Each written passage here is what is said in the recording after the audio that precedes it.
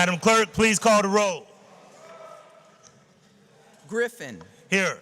Bishop, Conwell, Davis, Gray, Harsh, House Jones, Hudson, Jones, Casey, Polensik, Santana, Shaw, Slife, Starr.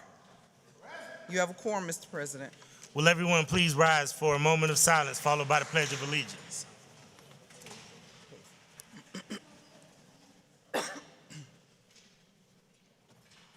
Thank you. I pledge allegiance to the flag of the United States of America and to the republic for which it stands, one nation, under God, indivisible, with liberty and justice for all.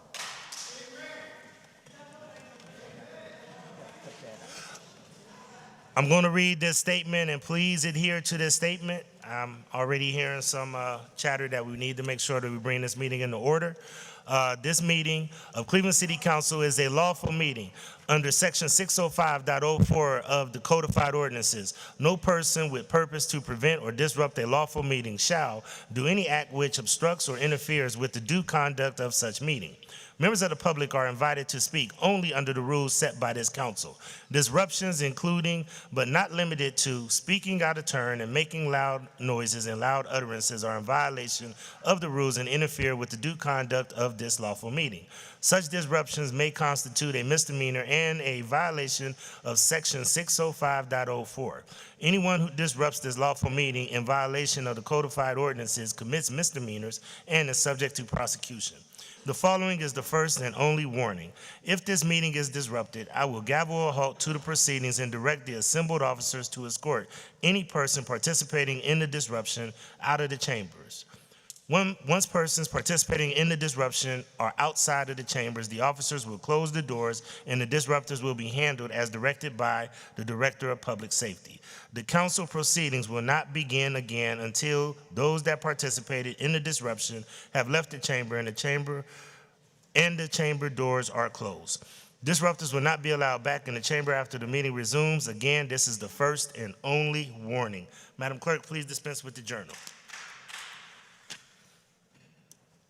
By Councilmember Santana, that the reading of the minutes of the last meeting be dispensed with the journal approved, seconded by Councilmember Bishop.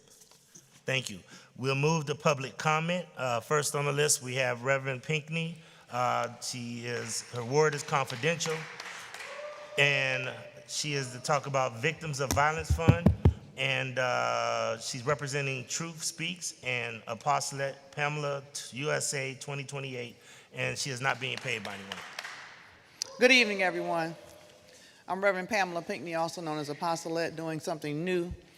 I'm a presidential candidate for the United States of America for 2028, Mayor Bibb, while you're reading, instead of listening to the public comment.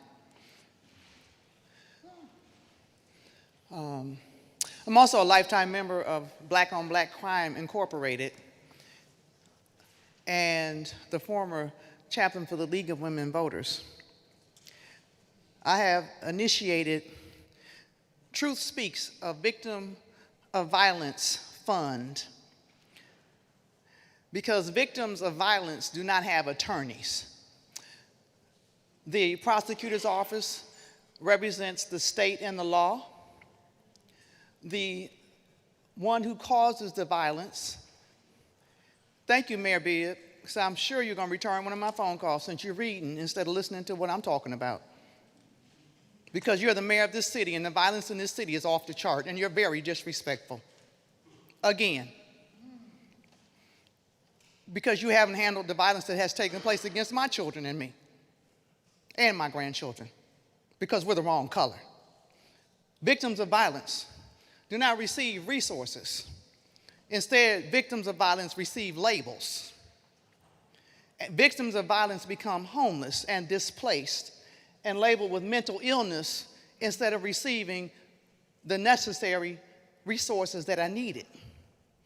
I would like for the city of Cleveland, while you're in the budget hearings this week, to include my entity in the budget for the city of Cleveland to address victims of violence receiving legal resources, funding, And I also have established the Dr. Betty K. Butts Pinckney Foundation, my mother, who has made sure that many of you even have a job down here in the city of Cleveland, who has recently transitioned. I look forward to working with you all instead of the opposition that I receive. And I'm looking forward to the Cleveland Police also working with me, not only for the funding for the victims of violence, but also finding the missing and dead black women, brown women, multiracial women, and the indigenous women's bodies in the city of Cleveland that is not being addressed.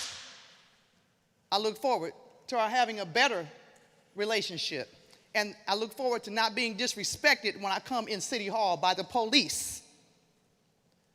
Thank you very much. My phone number is 234-446-7572 for anyone who would like to help me with my presidential campaign for 2028. I look forward to working with you. Have a blessed evening. Next, we have Adrian Freeman. Adrian Freeman is from Ward 1 and Ward 8, and he's here to say no data centers in Cleveland, Slavic Village, Ward 12. He represents Cleveland Ideals Diversified, and he is not being paid by anyone. Mr. Freeman, you have the floor.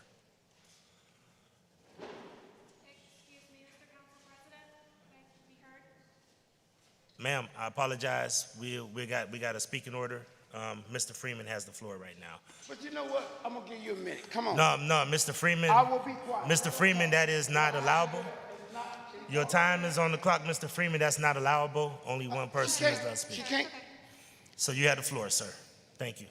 A representative from Cleveland Ideals Diversified, a free man. Check me up. The mayor knows about me. I worked on his campaign. Forget all about that. Boots on the ground for Chantel Brown. I'm through the woods with Nikki and all the rest of us here. All I want to say is data centers cannot come in with their affiliates. Everybody here got their paperwork. They coming in thinking they're going to ramshot y'all, not me. I made a mistake. I thought you, Mayor, did it, but you didn't do it. Councilman Self, how you say it?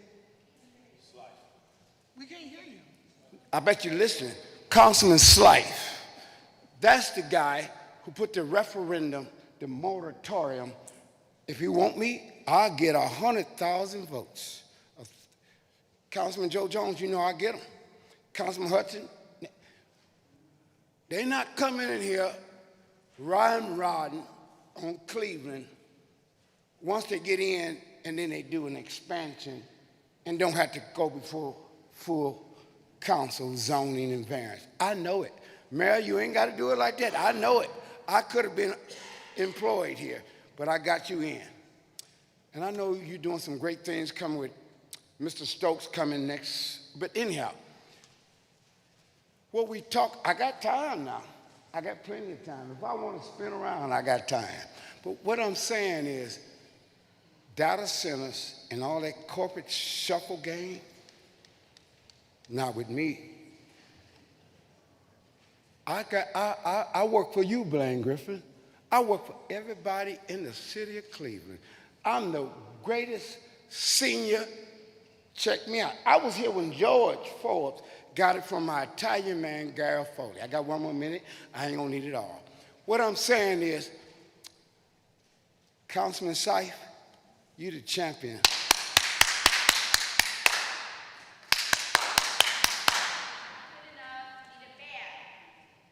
I got some more minutes. You can speak. Speak in the gallery. What you want to hear? Not bad, not bad. Talk about it. This was a bait and switch. They knew about the data center and they're doing. Ma'am, I apologize. You are out of order, Mr. Freeman. Let me You have the finish. floor. Let me claim my time. Please finish your comments. Thank you. Thank you, young lady. You're the only brave one here. Everybody else just. Thank you. Next, we have Mr. Daryl Houston. Daryl Houston is not representing any ward. He's here to talk about city issues. He's not representing anyone and not being paid by anyone. Mr. Houston, you have the floor. Good afternoon, everyone. Today, I'm a little sad today, too, because of what I read over the weekend about Simeon Williams.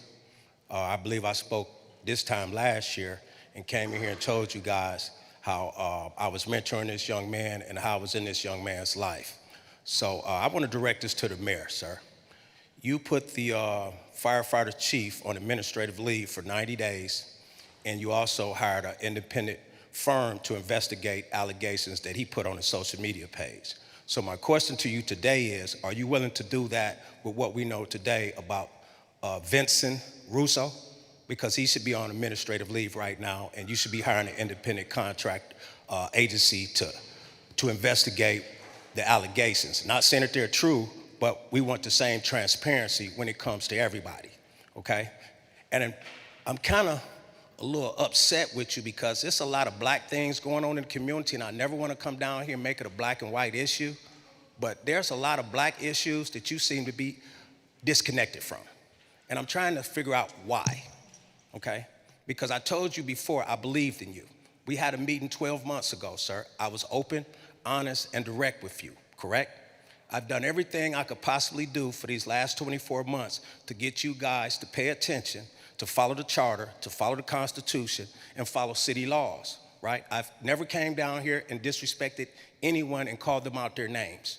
I've only called out what your job titles say that you're supposed to be doing, right? And I'm sick and tired of some people threatening me in ways they shouldn't be threatening me. And I'm gonna speak directly to Blaine Griffin, okay? I'm sick and tired of you threatening me, sir. I don't threaten you, I don't call you out your name, I don't disrespect you, right? You've been disrespectful to me. You've threatened me physically, okay? And enough is enough, okay? On record, I'm tired of it. I don't disrespect you, sir. I don't. What I want is this city to look like a city and all city departments to function like they're supposed to function. I don't think that that's hard, okay? You guys are getting paid nice taxpayer dollars, okay? But some departments are not meeting up to what they're supposed to meet up to. And that's just a fair statement. Everyone knows that. We went from the EMS getting here in 9 to 10 minutes. With this administration, now it's 30 minutes, right? And I also want to send a sorry note to Chief Todd. I believe in Chief Todd. We talked. She stated to me that she believed her commanders are ready to do their job. So my reply back was, show the community. Show the community that the Cleveland Police is ready to come out here and consciously police. Look up the word conscious and then understand police after conscious. Thank you, sir. Thank you. Next we have St. James Singleton. And St. James Singleton is from Ward 9. He's here to talk about broken systems. He's not representing anyone and not being paid by anyone. Is Mr. St. James Singleton here?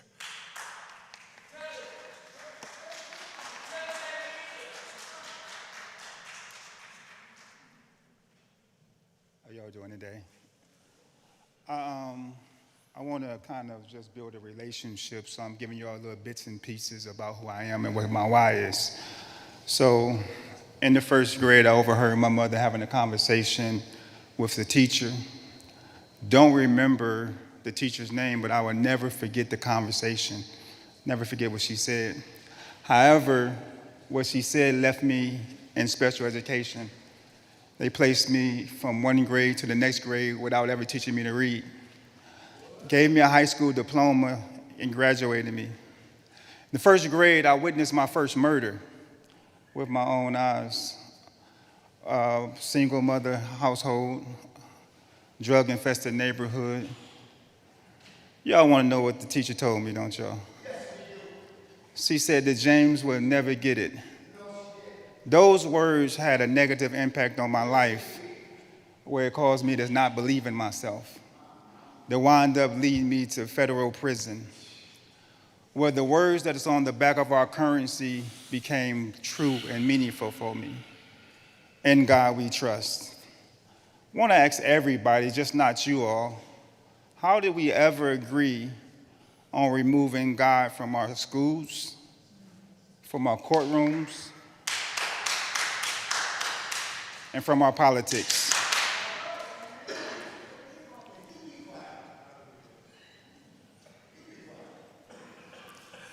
Please proceed, sir. The Bible with itself, the very Bible of itself defends this place. The Bible says in Romans chapter 13, verse 1, submit to all governing authorities because they are placed in position by God. and no authority has been placed here without God. So what that means is this right here.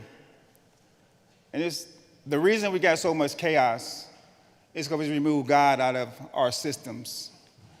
And what most people don't understand is that God put y'all in place. And when he put y'all in place, he backs y'all 100%. So whenever someone comes at you, they coming at God directly. And what God says, when you disrespect one of y'all, then you disrespect him. And then he also goes to say that he'll reap condemnation on yourself.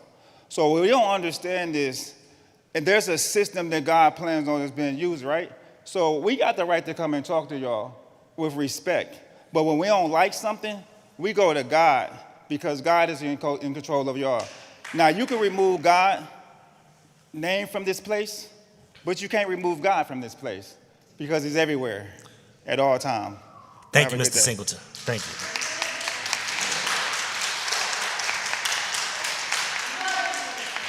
Mr. Freeman, and I'm going to ask everybody if they could please stop any disruptions and please respect the time of the speakers. Thank you. Next, we have Dale Snyder. He has nothing listed as a ward. He is here to give progress report. He represents Road Gold, Inc., and he is not being paid by anyone. Mr. Snyder.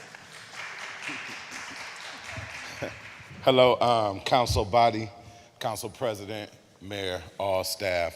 I just want to continue from last week. I didn't get to say what we're doing in the future. I just brought down the class that was already in progress. Update, got one more person that also got their Class B CDL permit that went through the program. So proud about that. Update, we are going to be starting another class, which will be the second class, and then part 2 of the first class in June. So I just wanted to leave the business number for RoGo. In case you don't know, it's Class B CDL training. It's geared towards fighting recidivism by training brothers and sisters that's coming home from the penitentiary, or everyone, of course, but geared towards that demographic to help them obtain employment and some financial liberty. So that's what I'm here for in June. So business number for RoGo Inc. is 216-376-4804. Please get in contact with me. If your nieces, your nephews, your mamas, your uncles, all of them, anyone who's interested, please get in contact. Happy about that. Go Cavs, and let's lighten up a little bit. That'll be all. Dale, say your number again. Oh, thank you, Miss Brenda. That's my thing. One more time, the company is RoGo Inc. The number is 216-376-4804. Thank you. Thank you. Next, we have Matthew Stronzinski from Ward 2, and he's here to talk about communications with the city. He's not representing anyone and not being paid by anyone. Thank you. Excuse me. Thank you, everyone, for letting me speak here. I was a little emotional last week, and I'd like to explain briefly why I was. My grandfather was Joseph M. Kowalski, who was a councilman here, and he died right here in the hallway back in 1982, 42 years ago from this month.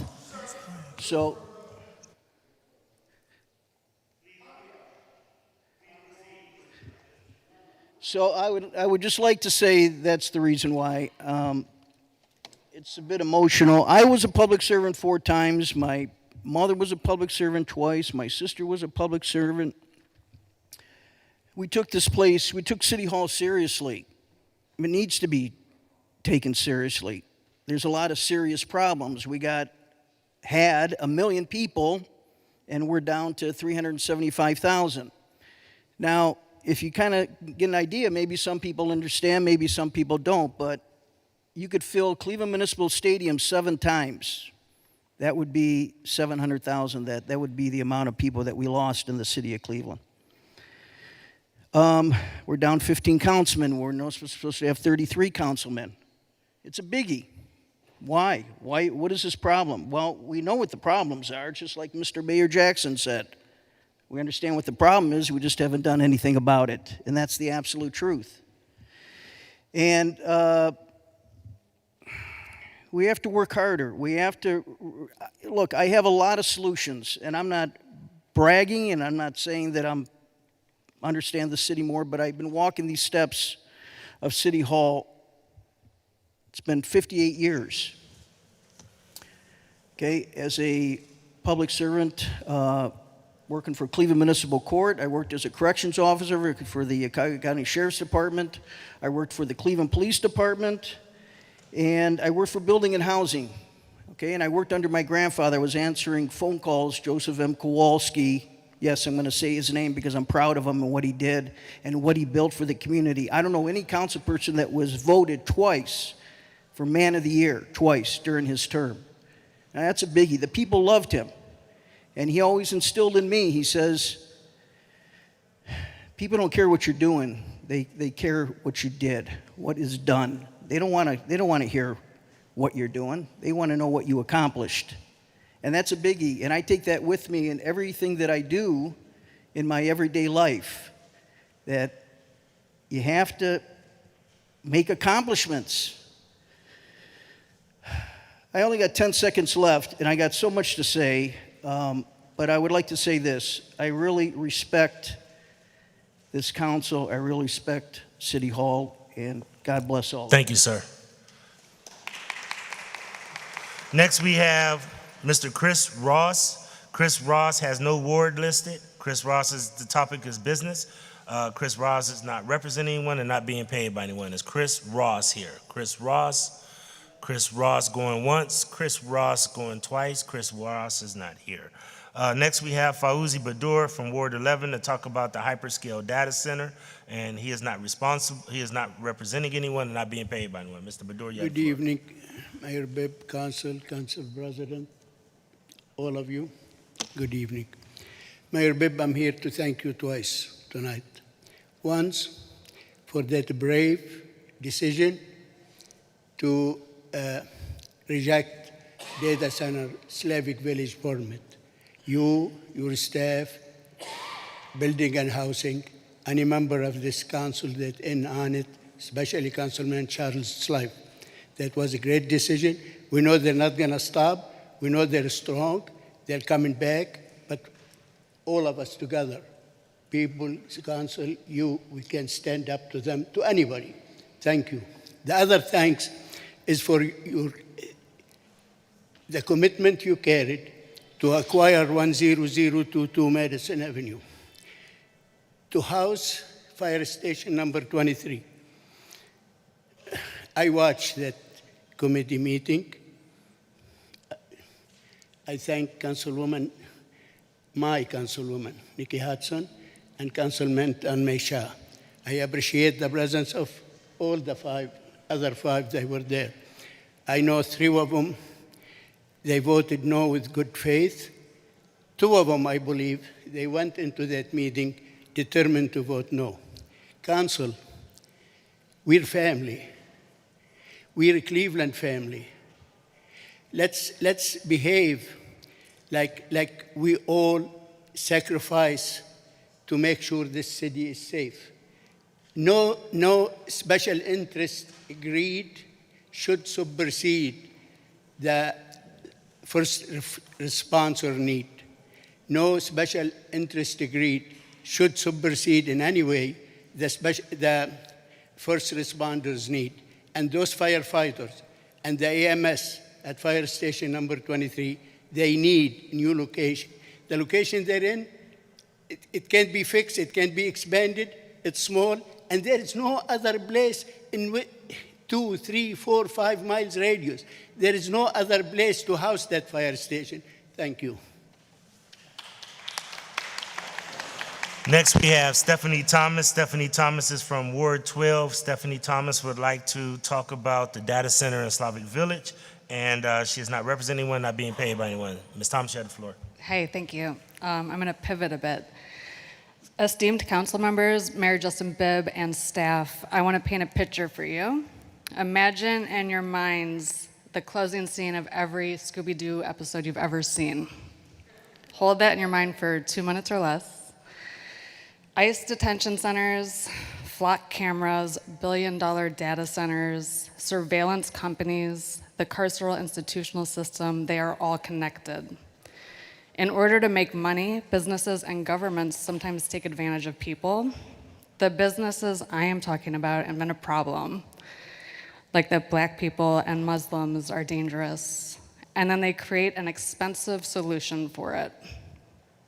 A $3 million City of Cleveland flock contract, a $1 billion new Cuyahoga County jail, a $1 trillion US military budget, and the related businesses provide a conduit for racism under the guise of public safety and funded by the people. Now bring it back to Scooby-Doo. The whole episode, the Scooby Gang is running around on the hunt for a ghost or some hideous monster. And at the end of every episode, they catch the monster and they reveal the disguise. And what do they find? Thank you. Next, we have Sabrina Otis. Sabrina Otis is from Ward 11. Sabrina Otis is here to talk about eminent domain and the Fire Station 25. She does not represent anyone, not being paid by anyone. Ms. Otis, you have the floor. Yay, Sabrina. Trouble. It's Fire Station 23. So I'm going to be really brief. A week ago, you guys all voted, and the vote went against eminent domain. And as a Black Clevelander, I had to really think about it. I'm not a supporter of eminent domain because what it's done to Black Americans, Irish Americans, and Latinos here in Greater Cleveland. Big business like hospitals have stolen land, and they did it all on eminent domain. But now we're talking about a fire station. And let me give you a brief thing about this fire station, because we're not allowed to bring pictures, so I couldn't bring them up. My daughter has epilepsy, and she's been resuscitated and brought back to life 13 times from 2017 to 22 by the firefighters of Station 23. Without those firemen, my daughter wouldn't be here. They had a plan every time when we called and said, we need help. She's having a seizure, and as her seizure ends, so does her heartbeat. And they've saved her. So now let's piggyback. So now I have to think, as a Black American, does eminent domain make sense for this fire station, or still it's the bad thing? I don't know what y'all gonna do, but we need those firemen and women to save lives. My daughter is 15, and she's here because of those firemen and women, because of what they've done for her. Without them, I wouldn't have her, and I'd probably be hating the whole world right now. That'd be a bad thing.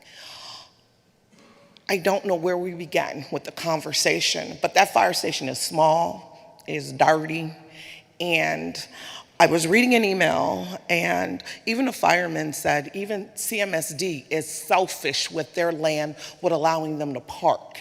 We have a problem, people. We as a community can't get along. We can't get along with the school districts and the city. We can't get along because we're so busy nitpicking and being evil to one another that we can't love one another. We need a fire station. We need a fire station, and that area needs 2 ladders, 2 engines, and 4 EMS, because they also cover the low-income housing, they cover the nursing homes, they cover a big part of Cleveland over there. Until you don't have them, you don't know what you're missing. We need something. I don't know what you're gonna do, but y'all better come up with something quick, because if my daughter's heart stops and they can't come because they're too sick to come, I'm gonna be here and you ain't gonna like it. Have a good day.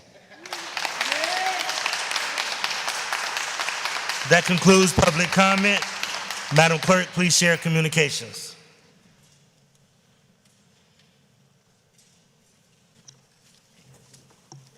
File number 680, 2026, dedication plat for Gramercy Townhomes subdivision project located at the corner of Bridge Avenue and West 47th Street, Ward 7, approved by committees on municipal services and properties and development planning and sustainability. Without objection, plat approved.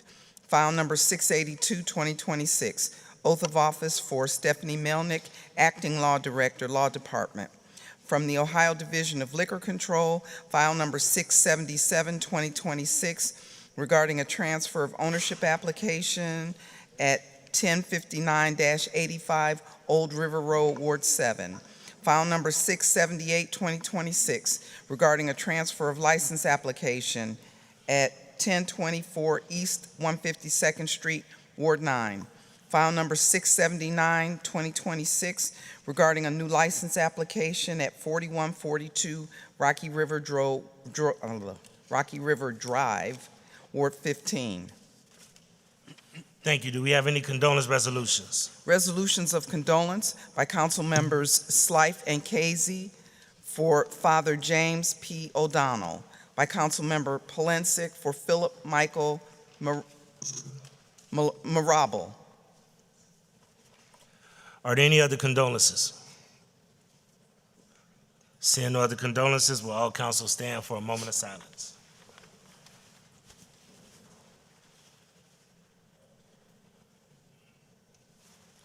Thank you. Are there any congratulatory resolutions? Resolutions of congratulations by Councilmember Griffin for Holy Grove Missionary Baptist Church on their 100th anniversary, by Councilmember House Jones for Sherwin-Williams ribbon cutting, by Councilmember Griffin for Kim Whitley, Burden of Privilege, A Love Story for Planet Earth. Resolutions of recognition by Councilmember Bishop for Reverend Dr. Robin E. Hedgeman, by Councilmember House Jones for Legene Ray. We do not have any presentations. We'll move to first reading emergency ordinances referred for administrative review and committee review. Ordinance 654, 2026, by Councilmember Griffin, authorizing the Clerk of Council to enter into agreement with Civic Plus LLC for a software solution to provide ADA-compliant, accessible documents on public-facing digital content for Cleveland City Council. Ordinance 656, 2026, by Councilmember Griffin by departmental request, an emergency ordinance to make additional appropriations of $491,427 to the general fund. Ordinance 658, 2026, by Councilmembers Polensek and Griffin by departmental request, authorizing the Executive Director of Community Police Commission or the Director of Finance on behalf of Community Police Commission to enter into one or more grant agreements with various entities for the purpose of facilitating community-based violence prevention, restorative justice, and mediation programs for Community Police Commission for a period not to exceed 2 years. Ordinance 659, 2026, by Councilmember Griffin by departmental request, to provide for the transfer and amendment of $465,000 within the general fund. Ordinance 661, 2026, by Councilmembers House Jones, Santana, and Griffin by departmental request, to amend the title and second and third whereas clauses in sections 2 and 7 to Ordinance 1116, 2021, relating to the acquisition of the Martin Luther King Jr. High School and property located at 1651 East 71st Street, and the conveyance of the property to Structures Unlimited LLC for future redevelopment. Ordinance 662, 2026, by Councilmembers Davis, Santana, and Griffin by departmental request, authorizing the mayor and the commissioner of purchases and supplies to acquire and reconvey properties presently owned by the Starling Stone LLC and/or its designee for the purpose of the chain of title prior to the adoption of tax increment financing legislation authorized under Section 5709.41 of the Revised Code for the Bedrock Rock Entertainment Amphitheater project. Ordinance 664, 2026, by Mayor Bibb, authorizing the mayor and the director of law and port control to enter into a First Amendment to a settlement agreement between the cities of Brook Park and Cleveland relating to the International Exposition Center and the Emerald Park Joint Economic Development Zone and establishing a special revenue fund. Ordinance 665, 2026, by council members House Jones, Santana, and Griffin, by departmental request, authorizing the Director of Development to enter into a grant agreement with Northern Ohio Recovery Association or its designee to provide economic development assistance to partially finance the construction of 2 duplex buildings located at 5342 Standard Avenue into recovery and permanent housing units. Ordinance 666, 2026, by council members Bishop, Santana, and Griffin, by departmental request, determining the method of making a public improvement of designing, constructing, and rehabilitating, renovating, replacing, or otherwise improving certain areas of Cleveland City Hall and Public Auditorium, and authorizing Director of Capital Projects and/or Public Works, excuse me, as appropriate, to enter into one or more public improvement contracts for the making of the improvement, enter into one or more professional services and other contracts needed to implement the improvements, to apply for and accept grants and gifts, and authorizing the Director of Employment of the necessary labor for the Office of Capital Projects and/or the Department of Public Works. Ordinance 675, 2026, by council members Santana and Griffin, by departmental request, authorizing the Director of Development to enter into a grant agreement with Cuyahoga County Land Reutilization Corporation to provide funding for a neighborhood improvement program in the St. Clair Superior neighborhood for home repairs, new home construction, and street-level improvements in blocks surrounding new housing development. Ordinance 681, 2026, by council members Davis, Santana, and Griffin, an emergency ordinance authorizing the Director of Community Development to enter into an amendment to the Housing Trust Fund loan for the acquisition and redevelopment of the Family Dollar retail store located at 1936 West 25th Street, to amend the subordination amount and to restructure the payment terms of the contract. I'm sorry. Councilman Starr.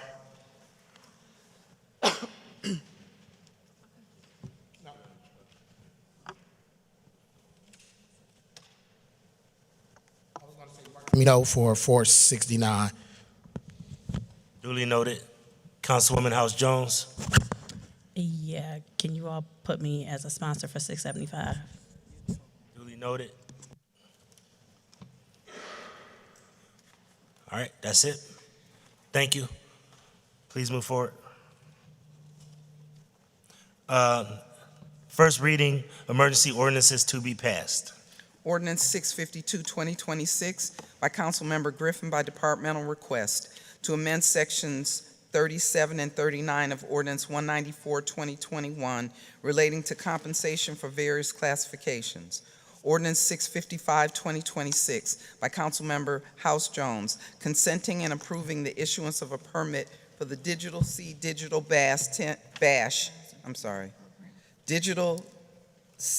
Digital Dash 10K on June 20th, 2026, managed by Hermes Sports and Events.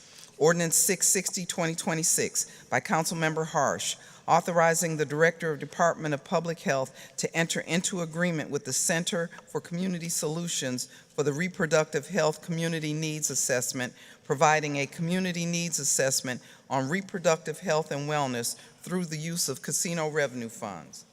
Ordinance 663, 2026, by Councilmember Griffin, by departmental request, approving the collective bargaining agreement with the Association of Federal, State, County, and Municipal Employees, and to amend Section 8 of Ordinance 194, 2021, relating to compensation for various classifications.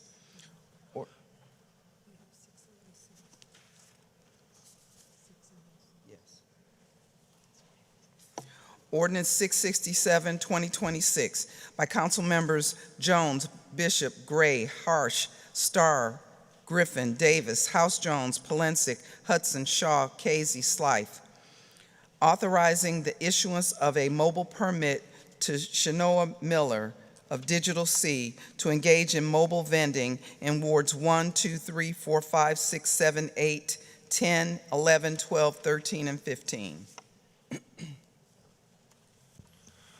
Read the motion to suspend the rules.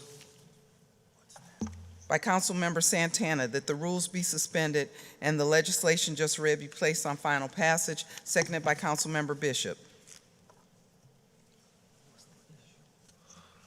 Okay, held it. I don't remember putting it through. Yes.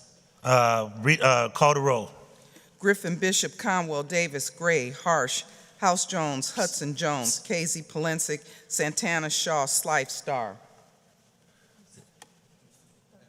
13 yeas. You need the mic. Push your mic on. 6/20/26. I'm very confused with that. I would like that one held because it impacts my ward and I have not had any discussion on that one. 676-2026. Thank you. All right. Call the roll. Griffin, Bishop, Conwell, Davis, Gray, Harsh, House Jones, Hudson Jones, Casey, Polensek, Santana, Shaw, Slife, Star. 13 yeas. Call the roll on passage. Griffin, Bishop, Conwell, Davis, Gray, Harsh, House Jones, Hudson Jones, Casey, Polensek, Santana, Shaw, Slife, Star. 13 yeas. Thank you. First reading emergency resolution referred for administrative review and committee review. Resolution 653, 2026, by council members Slife, Bishop, Santana, and Griffin by departmental request, declaring the intent to vacate a portion of Forestwood Avenue Southwest, Midville Avenue Southwest, and West 185th Street, West 188th Street, and West 190th Street. Resolution 657, 2026, by council member Griffin by departmental request, to adopt and declare a tax budget for the City of Cleveland for the year 2027 and submit it to the County Budget Commission as required by state law, Chapter 5705 of the Revised Code. Thank you. Second reading emergency ordinances to be passed.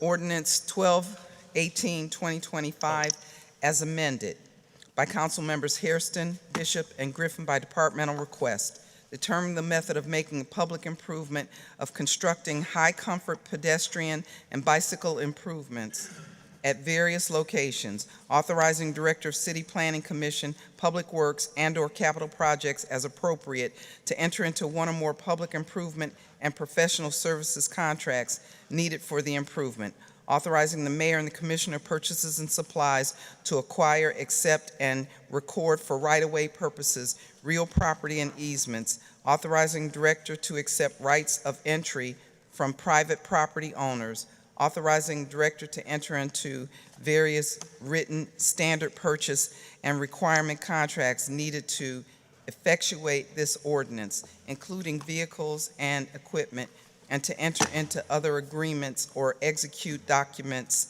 necessary to conduct the program.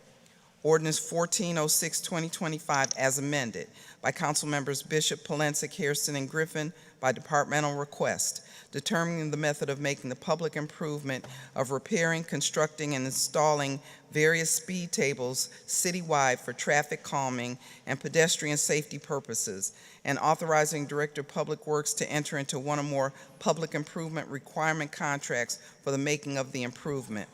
Ordinance 1417, 2025, by council members Hairston and Griffin by departmental request, approving certain modifications and amendments to St. Vincent Center Urban Renewal Plan with respect to releasing a permanent parcel from the area boundaries.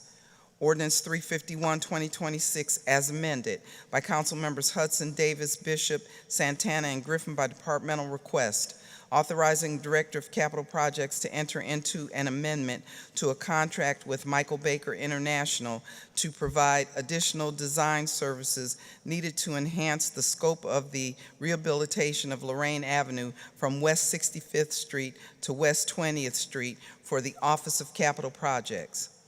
Ordinance 353, 2026, as amended by Council Members Bishop, Santana, and Griffin by departmental request, giving consent of the City of Cleveland to the Director of Transportation of the State of Ohio to install a dynamic message system, a queue warning system light, queue detection cameras, and associated infrastructure at various locations along Interstate 90 and State Route 176 in the City of Cleveland, accepting gifts and grants, acquiring, accepting, and recording necessary rights-of-way, and authorizing agreements.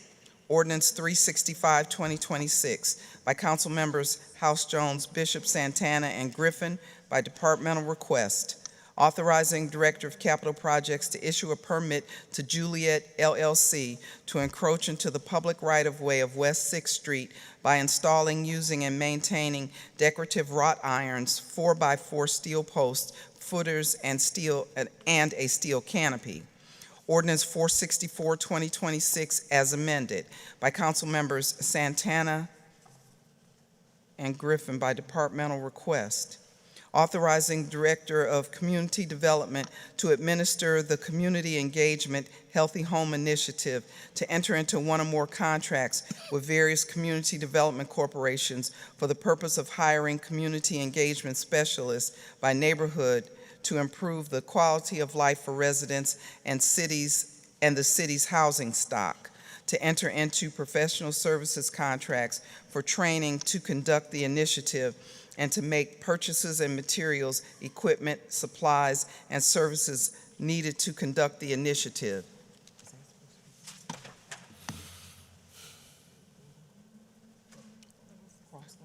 Okay. Done? Nope. Ordinance 518, 2026, by Council Members Santana and Griffin by departmental request, to amend sections 2, 3, 5, and 8 of Ordinance 858, 2025, relating to budget allocations received from HUD for the 2025 Community Development Block Grant, Home Investment Partnerships Act Grant, Emergency Solutions Grant, and Housing Opportunities for People with AIDS Grant. Ordinance 520, 2026, by Council Members Santana and Griffin by departmental request, authorizing the Director of Community Development to apply for and accept grants from the United States Department of Housing and Urban Development for fiscal year 2026 under the Title I of Housing and Community Development Act of 1974 for the 2026 Community Development Block Grant Program, Federal Home Investment Partnerships Act Program, Emergency Solutions Grant Program, and the Housing Opportunities for Persons with AIDS Program. Ordinance 551, 2026, by Council Members Casey and Griffin by departmental request, authorizing the Director of Public Utilities to enter into one or more requirement contracts without competitive bidding with North Coast Process Controls for proprietary valves, actuators, appurtenances, and other components of the valve actuator systems and labor and materials needed to repair, replace, maintain, exercise, inspect, and test existing equipment, and to provide related services for the Division of Water, Department of Public Utilities for a period of 2 years. Ordinance 553, 2026, as amended by Council Members Polensek and Griffin by departmental request, authorizing the purchase by one or more requirement contracts of replacement firefighter high-rise kits for the Division of Fire, Department of Public Safety for a period of 1 year with 2 one-year options to renew, exercisable by the Director of Public Safety. File number 469, 2026, as amended by Councilmember Harsh, to supplement the codified ordinances of Cleveland, Ohio by amending section 195.03 as amended, related to admissions tax exemptions. Ordinance 555, 2026, as amended by Council Members Polensek and Griffin by departmental request, authorizing the Director of Public Safety to apply for and accept a grant from the Ohio Office of Criminal Justice Services for fiscal year 2025, Ohio Drug Law Enforcement Fund Grant for the operation of the Cartel Gang Narcotics and Laundering Task Force, formerly known as Northern Ohio Law Enforcement Task Force, and authorizing the director to enter into agreements with Cuyahoga County Sheriff's Office and other entities to implement the grant. Ordinance 584, 2026, as amended by Councilmember Griffin by departmental request, authorizing the Director of Innovation and Technology to employ one or more consultants, computer software developers, or vendors, or one or more firms of consultants, computer software developers, or vendors necessary to implement various technology projects, services, and upgrades to existing systems under the 2026 ITS Capital Project Plan, other related professional services to implement the plan, and to enter into various contracts to implement this ordinance. Ordinance 585, 2026, by Council Members Conwell and Griffin, by departmental request, authorizing the Director of Public Health to enter into one or more contracts with Ohio Public Health Association to provide temporary staffing of registered environmental health specialists for the Division of Environment, Department of Public Health for a period up to 1 year, with one option to renew for an additional period of 1 year, exercisable by the Director of Public Health. Ordinance 592, 2026, by Council Members Conwell and Griffin by departmental request, authorizing the Director of Public Health to apply for and accept a grant from the Ohio Department of Health for the Title X program, authorizing the Director to charge and accept fees, entering into one or more agreements to receive payments from Medicare, Medicaid, HMOs, and other third-party insurers, and authorizing contracts with various entities, requirement contracts, professional services, and advertising contracts necessary to implement the grant. Ordinance 604, 2026, by Councilmember Griffin by departmental request, authorizing the Director of Finance to employ one or more professional consultants to implement various citywide employee safety programs and other related services, and to enter into various written standard purchase and requirement contracts needed for connection with the programs for the various divisions of city government for a period of 1 year with 2 one-year options to renew, exercisable by the Director of Finance. Ordinance 606, 2026, as amended by Councilmember Griffin by departmental request, authorizing the Director of Finance to enter into various written standard purchase and requirement contracts to provide building construction materials, equipment, supplies, and services, including labor, for the various divisions of city government for a period of 1 year with 2 one-year options to renew, exercisable by the Director of Finance. Ordinance 607, 2026, as amended by Councilmember Griffin by departmental request, authorizing the Director of Finance to enter into various written standard purchase and requirement contracts for the purchase of industrial paper products, cleaning and janitorial maintenance equipment, materials, supplies, and moving services for the various divisions of city government for a period of 1 year with 2 one-year options to renew, exercisable by the Director of Finance.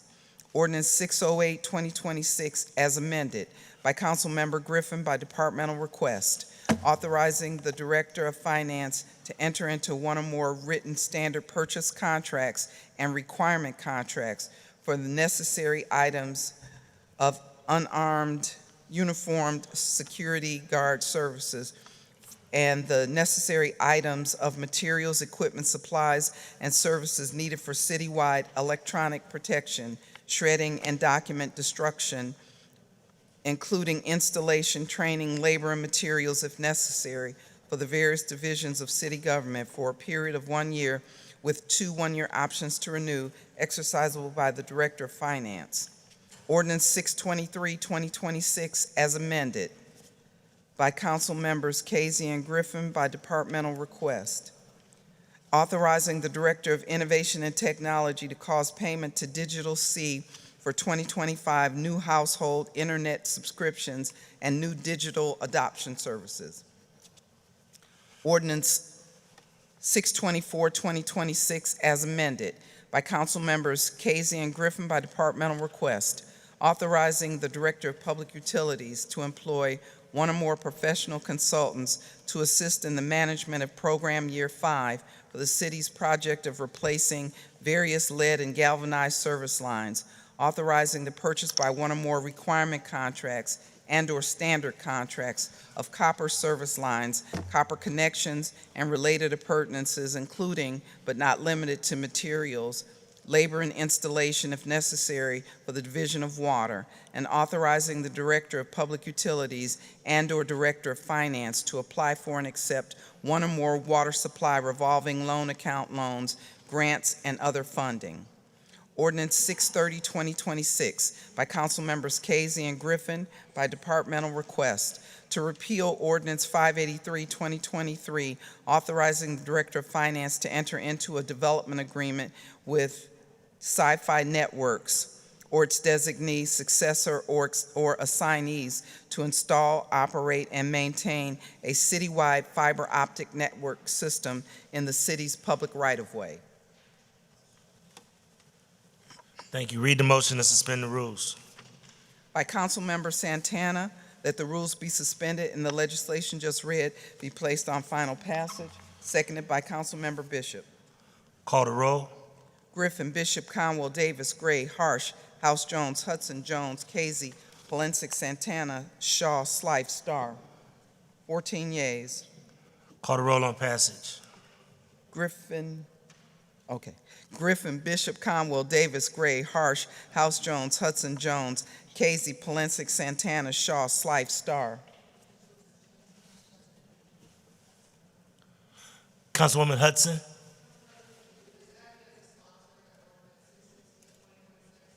Do you guys have that? Duly noted. Thank you. Please proceed. Griffin, Bishop, Conwell, Davis, Gray, Harsh, House Jones, Hudson, Jones, Casey, Polensek, Santana, Shaw, Slife, Starr. On 469, 2026, 13 yeas, 1 nay. On all others, 14 yeas. Thank you. Second reading ordinances to be passed. Ordinance 328, 2026, by Councilmember Davis, changing the use, area, and height districts of parcels of land north and south of Jefferson Avenue between West 6th Street and Thurman Street, and establishing a 0-foot mapped building setback. Thank you. Read the motion to suspend the rules. By Councilmember Santana, that the rules be suspended and the legislation just read be placed on final passage. Seconded by Councilmember Bishop. Call the roll. Griffin, Bishop, Conwell, Davis, Gray, Harsh, House Jones, Hudson, Jones, Casey, Polensek, Santana, Shaw, Slife, Starr. 14 yeas. Thank you. Call the roll on passage. Griffin, Bishop, Conwell, Davis, Gray, Harsh, House Jones, Hudson, Jones, Casey, Polensek, Santana, Shaw, Slife, Starr. 14 yeas. Thank you. Legislation to be tabled. Ordinance 1133, 2023, as amended. By Councilmembers Hairston and Griffin by departmental request to amend Section 183.021 of the codified ordinances relating to land reutilization programs. Ordinance 189, 2024, by Councilmembers Hairston and Griffin by departmental request, authorizing the Director of Community Development to forgive up to $10,000 in loan balances in afford-a-home loans for eligible participants, and when applicable, to release the mortgages and cancel the promissory notes. Ordinance 334, 2024, by Council Members Hairston and Griffin by departmental request, authorizing the Director of Community Development to terminate Housing Trust Fund home contract with Emerald Development and Economic Network, Inc., and to forgive the principal balance on the loan and to cancel the promissory note. Ordinance 113, 2025, by Council Members McCormack and Kelly, establishing a neighborhood development subfund for various neighborhood development activities properly benefiting the public by improving the quality of life for residents and businesses. Ordinance 530, 2025, by council members Morrow, Hairston, and Griffin by departmental request, authorizing the Director of Economic Development to enter into a donor-advised fund agreement with Cleveland Foundation to establish, manage, and implement a Slavic Village Neighborhood Development Fund to provide grants and programs and initiatives serving Cleveland residents and nonprofit organizations supporting economic and community development projects in the Slavic Village neighborhood, including gap financing, pre-development costs, and other neighborhood improvements. Call the roll on approval of tabling. Griffin, Bishop, Conwell, Davis, Gray, Harsh, House Jones, Hudson Jones, Casey, Polensik, Santana, Shaw, Slife, Star. 14 yeas. Thank you. We'll move to introductions, and then I do have a special announcement. Any introductions? Councilman Christopher Harsh. Thank you, Mr. President. I'd be remiss if I didn't point out Lawrence Daniel Caswell here with us tonight with the Cleveland Documenters. He's helped train an army of people that go out there and let the world know what we're doing. You can't spell Cleveland without LDC, so thanks for being here. Do we have any other introductions? Councilwoman House Jones. Mr. Chris Brooks, the owner of Euphoria Restaurant and Lodge, who is joining us this evening. Hey. Okay. Thank you. Any other introductions? Seeing no other introductions, we'll move to announcements, and I'll start off with announcements. Many of you probably already know this, but Joan Mazzolini, who is our chief of media relations for the city of Cleveland, chief of communications, has decided to retire. And this will be Joan's last week at Cleveland City Hall. And I just want to thank Joan for her service, and also ask if all council can just stand and give her a round of applause for her service.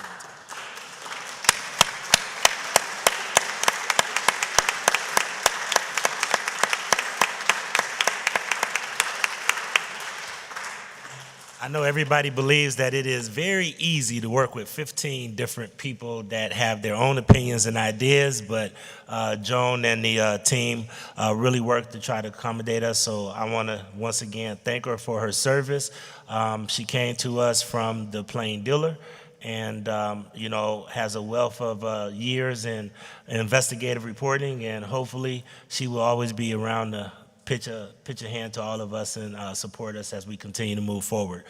Council staff is like a family, so wanted just to say to you and your husband, Godspeed, and wish you the best. Thank you. Do we have any other announcements? Announcements, Councilman Conwell, or is it miscellaneous? You know, Joan, we go way, way, way back.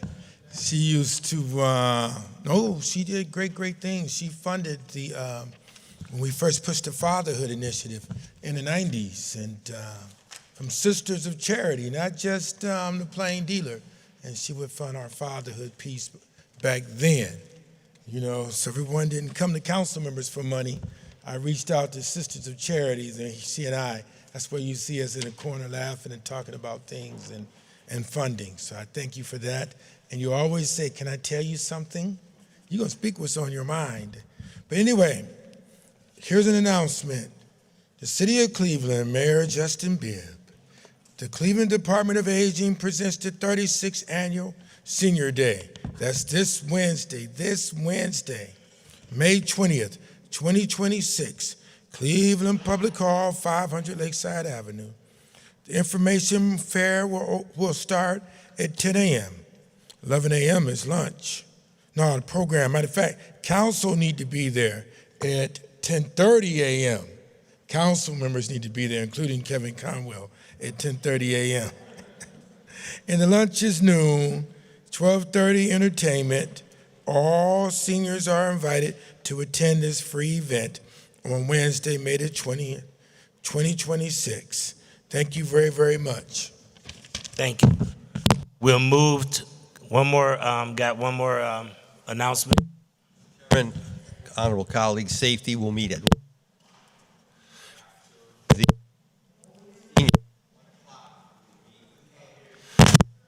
Take your hand off the mic. There you go.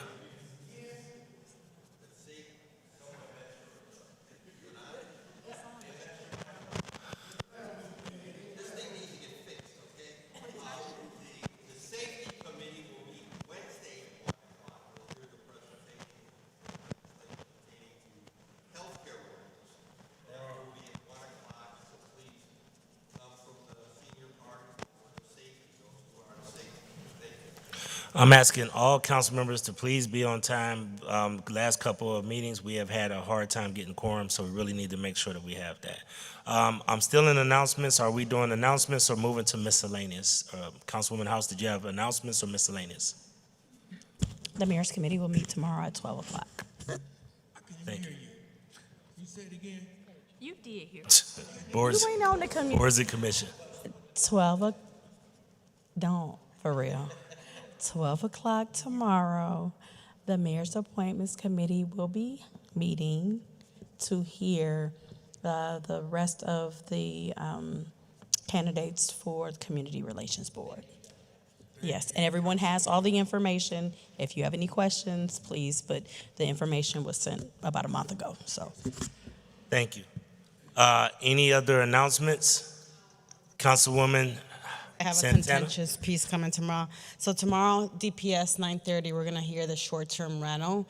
Just as a reminder, this was introduced in 2025.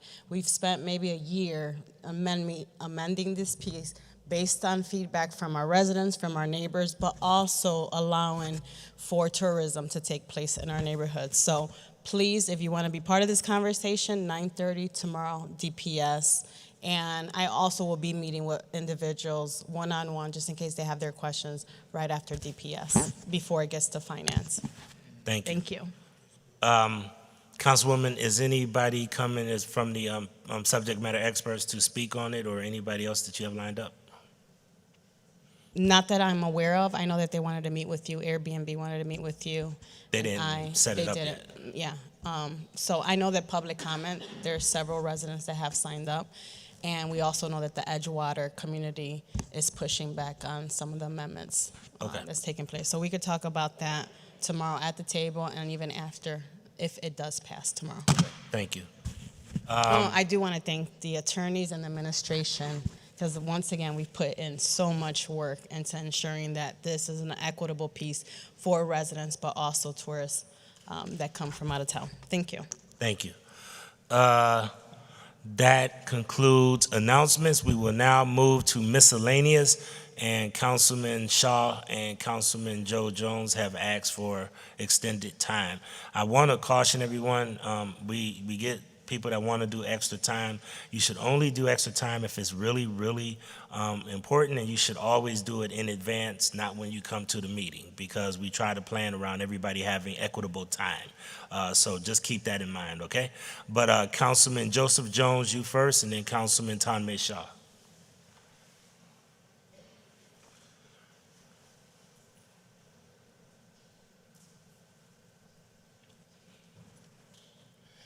Mr. Chairman, the mic just came on, so I appreciate you giving me additional time. President Griffin, members of council, Mayor Bibb, I rise today briefly as a continuation of the conversation we began regarding the Put Us on the Map initiative, the importance of long-term economic positioning for Ward 1 and the southeast side of the city of Cleveland. First, I want to thank Mayor Bibb and his administration for their willingness to engage, listen, and assist as we continued advocating for the Opportunity Zone, considerations, and broader economic development conversations. That collaboration matters, and I appreciate their commitment to ensuring every part of Cleveland has an opportunity to participate in the city's future growth. One of the things I've been trying to explain to residents is the economic development today is not just about having good intentions or even having good projects. It's about understanding the twos. Sometimes I explain this issue like a game of Monopoly. Imagine playing Monopoly your entire life without knowing you're allowed to buy property. You keep passing go, collecting $200, working hard, trying to survive, while other players quietly acquire assets, collect rent, leverage advantages, and build long-term wealth. Eventually, you start believing the game is rigged without realizing nobody ever taught you or your community the rules. This is what economic development can look like when communities do not fully understand tools like opportunity zones, empowerment zones, tax credit, investment incentives. Communities that understand these tools are often able to attract investment faster, reduce development costs, support larger projects, and create long-term economic momentum. Communities without access to those tools are often competing at a disadvantage before the game even starts. This is why Put Us on the Map matters. This is not just about development. This is about competitiveness. This is about sustainability. And yes, this is about public safety.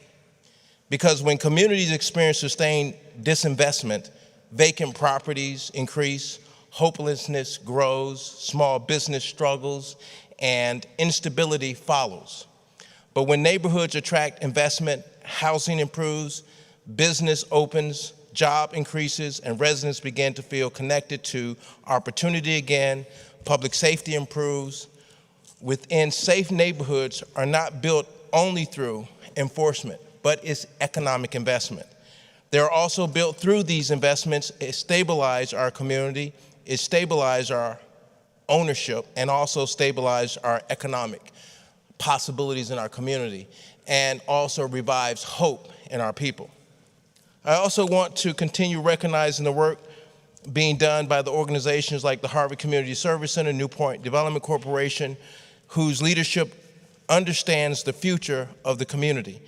Development requires not only compassion for people, but fluency in economics, investment, and long-term strategy. Because the communities that will thrive in the next generation will not simply be the communities with the loudest voices. They will be the communities that understand how capital moves. And the Southeast side deserves the opportunity to compete in that environment. And that's the reason why I'm standing here today asking, put us on the map. Now, with that being said, I do want to talk about a little bit of inside politics and something that has always been a long-term unspoken policy. And it's a shame I have to get up on the council floor and talk about that unspoken policy. And it started years ago when I first came on council. And I wanted to know about some politics that was happening in another neighborhood. At this time, it was Fannie Lewis. And so Fannie Lewis pulled me to the side, and she says, I just want to explain to you what you saw today, young man, is not supposed to happen, and that's the reason why we had the kind of outburst that we had. That the unspoken policy is that no council member should be involved in the politics of another council member's territory. Should not be involved in another council member's projects. And I have sat here and supported all of my colleagues over the course of the time I've been here. And I've even supported Nikki Hudson's predecessor. And now that Nikki Hudson is the council person, she's duly representing her territory and her neighborhood. And she has every right to use every legal tool and anything that she needs to have for her to have a fire station in her district, especially if the administration is a part of approving that. And so when you come up against another elected official, you wouldn't like it if they came up against you. So that's the reason why it's an unspoken policy. I support you, Nikki Hudson. I support using any tools available so that you can do what the people have sent you there to do, represent their interest. And so with that being said, I just want that to be on the record so you all know it ain't gonna be no misinterpretations about where I stand on the issue of any of my colleagues and the business that they have in their territories. The next piece I wanna talk about is I didn't know how I was going to get along with this person when I first met him in Cleveland City Council. And when I first met her, she was very opinionated, smart-mouthed, and very quick-witted. And so I said, I'm gonna have a time with this one. And true to the fact, I had a little small skirmish, but at the end of the day, she found to be a person who I could call on the phone anytime, and she would return her phone calls. And if anyone here knows anything about me, is if I call you and you call me back and you give me great service, I'm gonna be singing songs about you. And so one of the things I am, remiss to is to see that she's leaving, and that is Joan Mazzolini. Even my cell phone knows her name good, Joan Mazzolini. And so I just want to thank you for all the time that we've had on the phone, all the conversations, even one I didn't even like that much. I got mad at you about it. And so now since you retired, I'm gonna give you my 2 cents about how I felt about that situation. So, but here in the meantime, what I will say is what I appreciate is your consummate professionalism. You're keeping my communications pieces on track, and then always willing to help me wherever you could help me out. And so I'm saddened to see that you're leaving, because there's times I've even fought for you with my colleagues, saying, oh, she's not that bad. She's all right. Leave her alone. That's Joan Mazzolini. So I'm going to miss you. May God continue to bless you, shine favor upon your head, have a great retirement. Now you got to figure out what you're going to do. And with that, Mr. Chairman, I appreciate you giving me an additional time. I yield the floor. Thank you. Councilman Tanmay Shah. Thank you, Chair. Good evening, everyone. I am rising today to talk about Flock. This has been a contract that we know is coming up. It's something I discussed with the mayor earlier. I appreciate his time and willing to explain his side and explain more about why he believes this is necessary. I sat down with Deputy Chief Schlott earlier a couple weeks ago, who walked me through some of the ways we're utilizing the filters and kind of trying to protect our data. After looking at all of this, thinking about it, looking at what's happening around the cities in other states, there's really no other way around it. We are creating a digital dragnet, and it is capturing our residents' data that can be used for everything, not just immigration purposes, but also for something such as abortion healthcare access, which we know, as we are one of the few remaining states around where people can still go to, we can easily imagine a future where the state attorney general is trying to target people and willing to share our data to do that. The safeguards are just simply not possible. Even in that brief conversations I had with Deputy Chief, we walked through how we, as of right now, do not have any restrictions with police departments that have 287G agreements with ICE, where they're deputizing local police forces to carry out immigration purposes. So even though we can see a department that says Indiana or Illinois, whatever it may be, they are still carrying out immigration purposes. And all we're depending on is a box where a cop check marks and says they're not actually doing it for that purpose. Are we to trust that ICE, which has shot people in the streets for protesting, is going to be stopped by a digital box that affirms whether or not they're actually doing what they say they are? Are we actually trusting this administration's training, their willingness to be ethical, to be moral with our residents' data? It's something we've talked about before, even before I got into council, right? Cleveland is not a poor city, it's an exploited city. And when we allow our digital data to be sold off in this manner, to be exploited, it is deepening that exploitation further, because we know this is going to create issues down the road. As of right now, I'm not gonna ask you, Mayor, to commit to something or do something that you haven't agreed to do. I'm gonna call back upon you what you had said before when we got word, right, about our neighbors. Immigrants have been essential to our city's story for generations. I agree. And my administration will not engage in the deportation of individuals who have not committed violent crimes. Now, let me be clear. I'm gonna let you finish. I gave you the full time. I'm happy to talk more, but I think the key word here is engage. I'm not accusing the department or the administration of actually deporting individuals. I know you're not doing that. I know you have no interest in that, and you've disavowed it. However, what does engage actually mean? Does that simply mean that we're going to stand by and let immigration authorities carry out their duties? Okay, perhaps. Does that mean we actually prevent them from doing what they want to do and physically impede them? Maybe not. However, I think what we can all agree upon is that we definitely do not want to serve up our immigrant neighbors, any of our neighbors, on a silver platter for ICE. And that's what Flock cameras do, because they are allowing them to track them in real time, track them for any purposes that any other department sees fit. And Director Drummond, this, once again, is not doubting the integrity or the morality of our officers. It's rather a concern that other departments do not have those same standards, or the morality, or the ethics, or the willingness to follow through on those standards. So for me, once again, we're looking at how we enforce our own rules, but we have to make sure that our people are not being exploited in this process. So I really look forward to a full discussion at the table. There is nuance, and I'm not trying to paper over that, but most of all, we actually need that table discussion.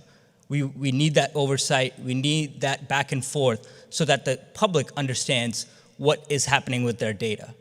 And I was heartened by the recent development earlier today where Director Drummond has indicated that instead of sidestepping council, the administration is planning on bringing an ordinance for the authorization of Flock. I appreciate that. I look forward to having a full discussion so that we can truly understand what is going to be happening with our data. But in closing, I just want to point out a troubling trend that has, I think this shows for us where, once again, I cannot ascribe intention where I don't know, so I'm not going to do that.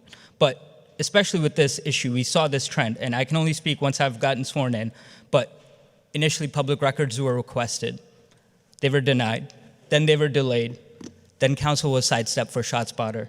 And now a public hearing that was promised has been delayed again. Once again, this is a trend I'm seeing from my perspective. I'm not making any accusations, but for me, it is troubling, and I look forward to discussing that further and understanding that. Thank you, Chair. Thank you. Next, I have Councilman Christopher Harsh.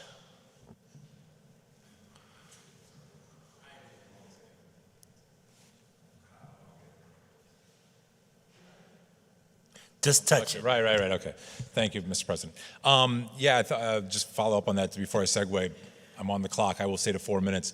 It's interesting that we just found out this is getting kicked back to us to decide, because I thought if there was real urgency to this whole Flock thing, the administration would just use their legal authority to go ahead and extend it if the urgency exists. But I guess this comes back to council, so we're going to have a robust debate about Flock. But that's not what I wanted to talk about. I want to thank my colleagues. Nothing gets done down here on your own. I can't do anything by myself, so I want to thank all of you for supporting 469-2026, the piece we just passed to lower taxes for locally owned venues. I got to tell you, about a year and a half ago, 2 years ago, we got news in Old Brooklyn that the Foundry nightclub was moving from Lakewood to Old Brooklyn. And this immediately got people really excited in Old Brooklyn, because a music venue was moving into our neighborhood, and we call it Pearl, downtown Old Brooklyn. They took this old bar that had been sort of like underutilized. It was just kind of like an old man bar. And they went in, they knocked out walls, they built a stage, they brought in lots of equipment, they put in sound stuff, and they turned it into a viable nightclub where they play goth industrial music. But they pumped a lot of money in there, and Ray and Mike, the owners, poured their blood, sweat, and tears into this. And one of the first things that happened was somebody went up on the roof and stole their air conditioner, like scrapped it, right? Cost them thousands of dollars. So they went back in and they put more money into it, and they reinvested and they repaired it. And a couple months later, like 3 months ago, someone did it again. Stole their air conditioner off the roof of their building. So Ray is sleeping in the club at night, in the club, hoping to catch this person that keeps stealing from them. And we did catch the person. It was some guy with a rap sheet in the 3 digits who's lived in the neighborhood for 45 years, who was sent home on an ankle monitor, which he quickly cut off and went back to looting the neighborhood. But that doesn't make up for the fact that they lost thousands of dollars in their investment into Old Brooklyn. And when I was thinking about the admissions tax and how it gets used to repair Rocket Mortgage Fieldhouse and the Progressive Field and the Brown Stadium, I was thinking about Ray and Mike, and they don't get anything out of their admissions tax. They pay the admissions tax, but they don't get money to fix their air conditioner when it gets stolen, right? We fixed the one downtown at the Jake, fine.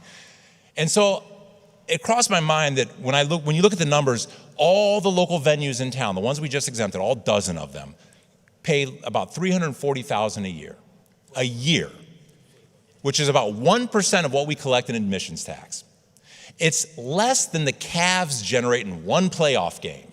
So thank you to the Cavs for winning that series last night, because that means we get more playoff games in downtown Cleveland, which means we're going to more than triple the amount of money that we just cut. So never let it be said that Democrats can't cut taxes. When it makes sense, Democrats can cut taxes. We did it to support local businesses today. So thank you, Mr. President, and all my colleagues for supporting that. It means a lot for the neighborhood clubs that are anchors. There wouldn't be a Waterloo Arts District without the Beachland. The Happy Dog was key to the Detroit Shoreway revival, and now having the Foundry in Old Brooklyn, it really helps our community a lot. I thank you all for doing that, and we'll have a fun conversation about Flock another day. Thank you.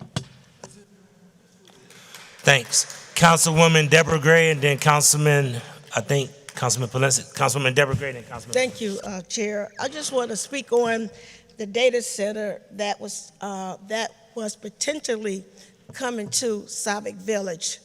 I had not spoke on it because nothing had been done. Nothing had been done, but due to the company pulling that permit, everything went haywire. So I'm speaking on it briefly today. I just want to say thank you to the Mayor Bibb, the City of Cleveland, of rejecting the permit. And that is a safe haven for the residents in Savick Village, which I hadn't had a meeting with them to discuss this, which my meeting is coming up on May 21st to get the feedback from the residents about that data center. My colleague, Bishop, he also have part of Savick Village.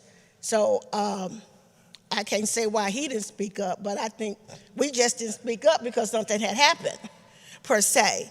But I just want to say that since the permit was, rejected, there has been almost silence silence in Savick Village. I walk Savick Village every day now, every day, and not one resident that I have spoken to have brought up the data center in the last 3 days that I walked that neighborhood.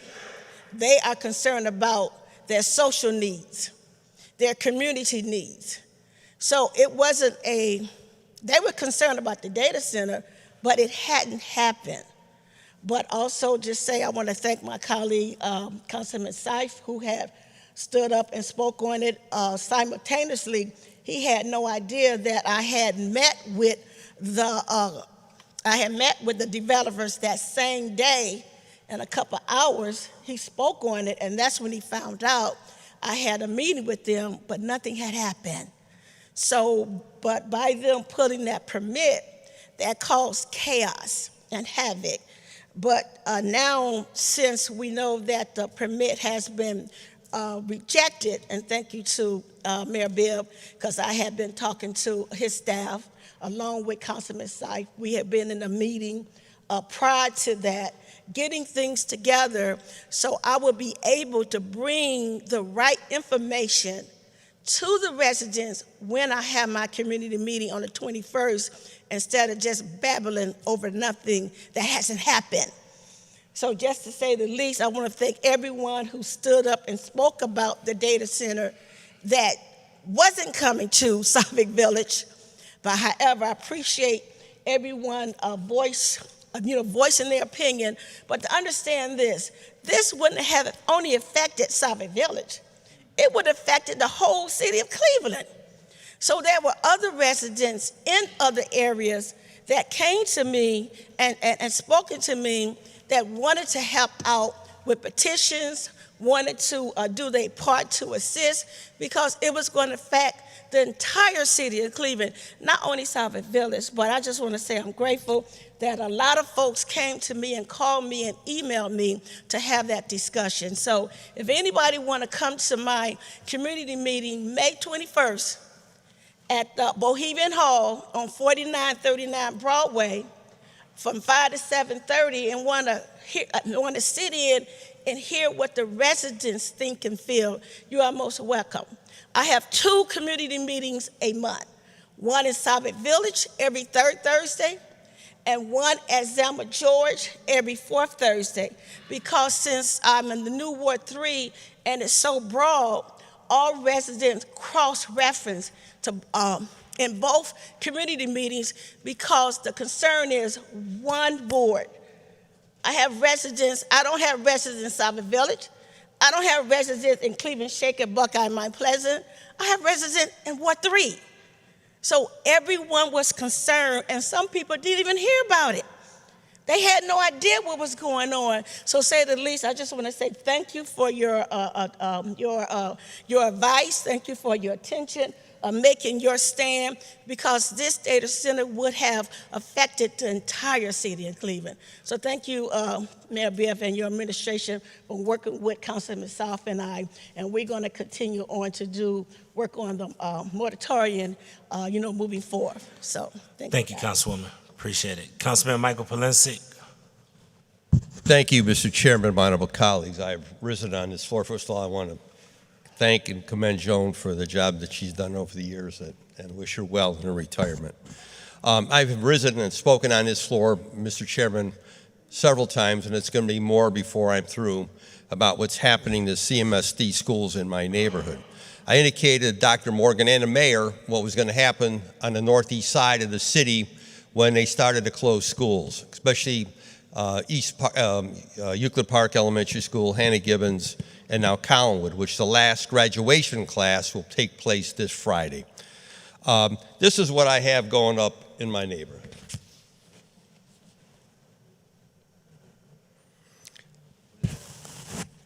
For charter schools, I have billboards going up. I have flyers being mailed into my ward. I've said to the mayor and CMSD, due to the fact that I'm in Edge Ward, what was going to happen. And just what I said was going to happen is happening.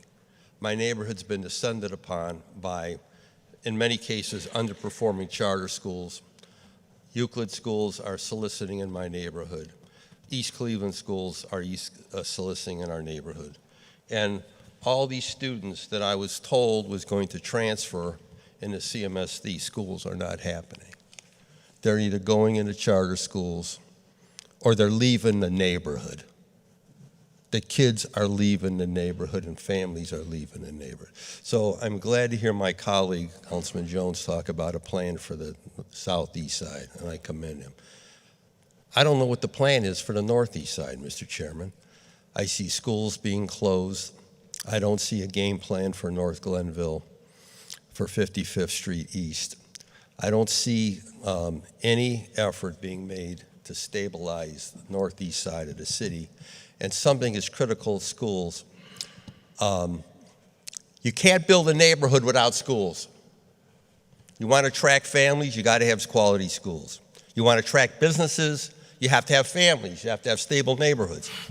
But what really incited me when I went to Collinwood last week for Senior Day, and I listened to the students and the teachers and how distraught they are, but then to be told that, Councilman, they're going to put an 8-foot-tall fence around Collinwood.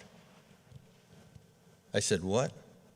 They're measuring the school now. They're going to put an 8-foot-tall fence, and probably the first floor of the building will be boarded up.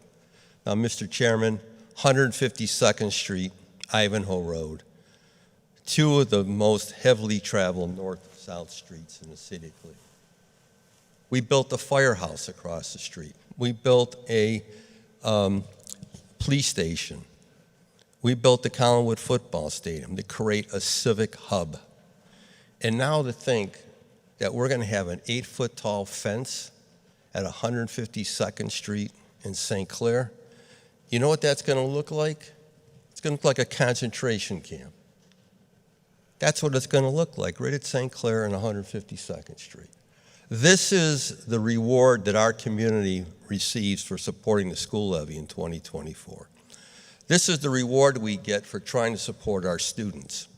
And I continue to say that, and I will, again, I'm going to continue to say, Dr. Morgan does not understand the east side of the city, does not understand what we're experiencing on the east side, the disinvestment. And here I go again. This is what I spent my Saturday going around picking up these signs in my neighborhood. What a sad commentary. What a sad commentary we're confronted with. I rest my case, Mr. Chairman. Thank you. Thank you. That concludes the miscellaneous period. Madam Clerk, please excuse the absences. By Councilmember Santana, that the absence of Councilmember Casey is hereby excused, seconded by Councilmember Bishop. Council is adjourned to the call of the chair. The next meeting of council will be Monday, June 1st.